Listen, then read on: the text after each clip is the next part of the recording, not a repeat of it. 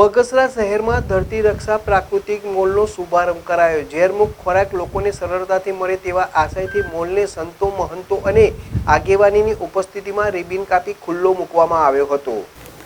અમરેલીના બગસરા શહેરમાં વિશ્વ વાત્સલ્ય માનવ સેવા ટ્રસ્ટના ટ્રસ્ટી દેવચંદભાઈ સિવા સાવલિયાના માર્ગદર્શન હેઠળ પ્રાકૃતિક ખેત ઉત્પાદનને પ્રોત્સાહન આપવા હેતુથી ઝેરમુક્ત ખોરાક લોકોને સરળતાથી મળી રહે તેવા અભિગમ સાથે બગસરા પ્રેરિત ધરતી રક્ષા એગ્રો પ્રોડ્યુસર કંપની છેલ્લા 8 વર્ષથી પ્રાકૃતિક કૃષિ અભિયાન ચલાવી રહેલ છે।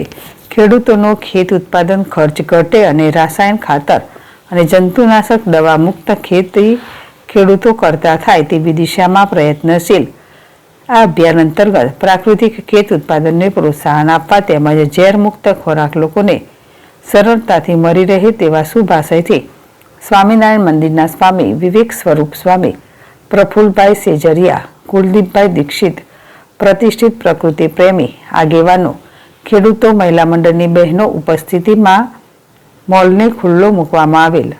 સ્વામી વિવેક સ્વરૂપ સ્વામી જણાવેલ હતું કે આપણે રોગમુક્ત જીવન જીવવું હોય તો પ્રાકૃતિક ખોરાક ખાવાનો આગ્રહ રાખવો જોઈએ।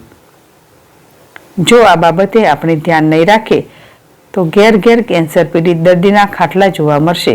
આપણી ધરતી માતા ઝેરયુક્ત બની રહી છે તેવા સમયે ખૂબ જ ઉપયોગી પ્રાકૃતિક મોલનો બગસરા શહેરમાં શુભારંભ થતાં તેનો આનંદ વ્યક્ત કરેલ ધરતી રક્ષા પ્રાકૃતિક મોલમાં સંસ્થા દ્વારા ચાલતા મહિલા મંડળની બહેનો દ્વારા તૈયાર કરેલ વિવિધ વસ્તુઓનું વેચાણ કરવામાં આવશે।